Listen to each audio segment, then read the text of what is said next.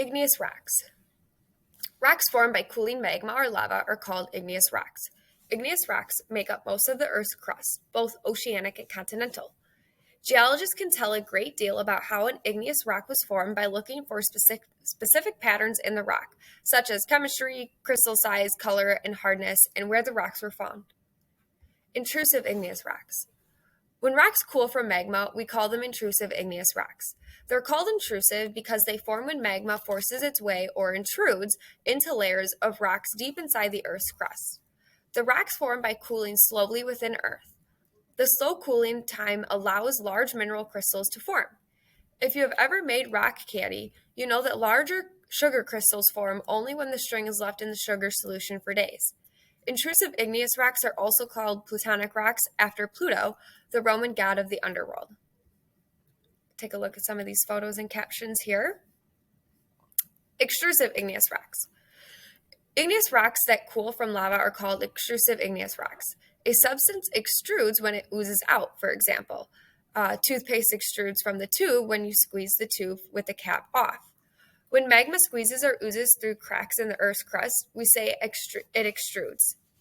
Extruded magma is called lava because it is exposed to the air or seawater and lava cools quickly. The minerals in quick cooling lava only has time to form small crystals, so the texture of the extrusive rocks is very different.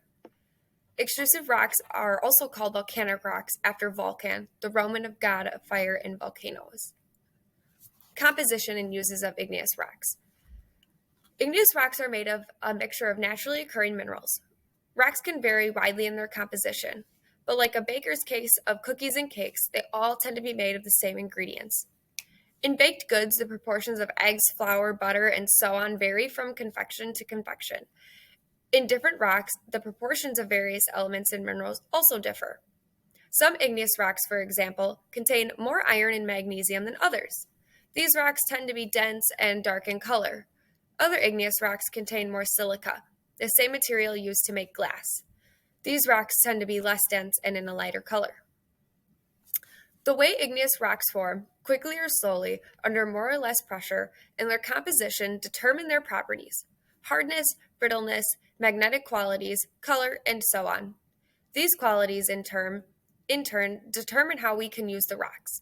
The composition of rocks also explains difference in oceanic and continental crusts.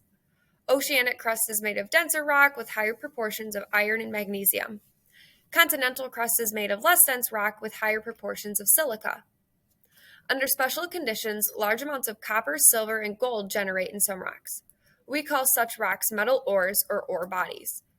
Under other conditions, veins containing diamonds and other gemstones crystallize.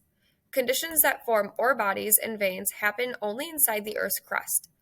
Ores may be formed by metamorphic or igneous processes. Other useful rocks form at the Earth's surface. Obsidian, for example, is a natural glass. It cools very quickly at Earth's surface, which allows no crystals to form. Before the invention of lasers, obsidian scalpels were used in eye surgery because their blades were sharper and harder than steel.